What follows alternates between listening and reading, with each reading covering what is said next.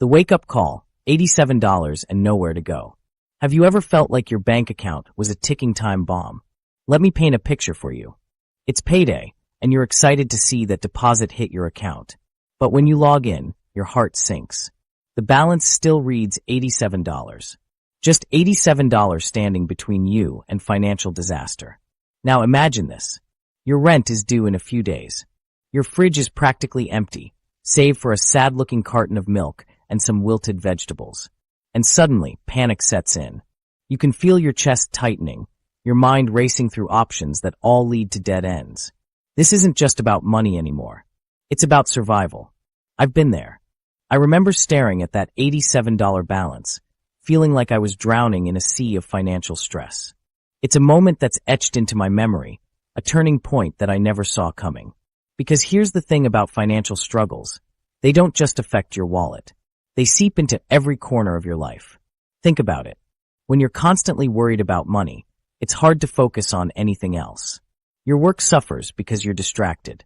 Your relationships strain because you're stressed. Even simple joys like grabbing coffee with a friend become sources of anxiety. Can I really afford this? Becomes the question that haunts your every decision. And let's talk about the isolation. When you're struggling financially, it can feel like you're the only one. Everyone else seems to have it together, right? They're posting about their vacations, their new cars, their nights out. Meanwhile, you're at home, trying to figure out how to make a meal out of whatever's left in your pantry. It's lonely. It's embarrassing. And it's so easy to fall into a spiral of shame. This is where we need to talk about our money story. It's the narrative we've built around our finances, often without even realizing it. Maybe you grew up hearing that money is the root of all evil, or that rich people are greedy, or that you'll never be good with money. These stories become the backdrop of our financial lives, influencing every decision we make about money. My money story. It was all about scarcity. I believed there was never enough to go around, that I'd always be struggling. That financial security was for other people, not for me. And you know what? That story was keeping me stuck. It was a self-fulfilling prophecy, pushing me to make decisions that kept me in that cycle of never having enough. But here's where it gets interesting. What if that moment of staring at an $87 balance wasn't just a low point? What if it could be a turning point? Because sometimes it takes hitting rock bottom to realize something has to change. And that's exactly what happened to me. That $87 balance was my wake-up call. It was the moment I realized I couldn't keep living like this.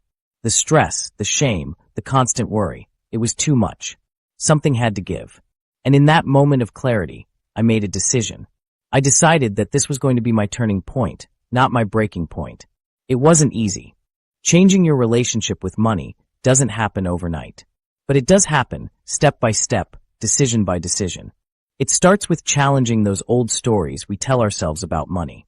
It's about questioning the beliefs that have been holding us back.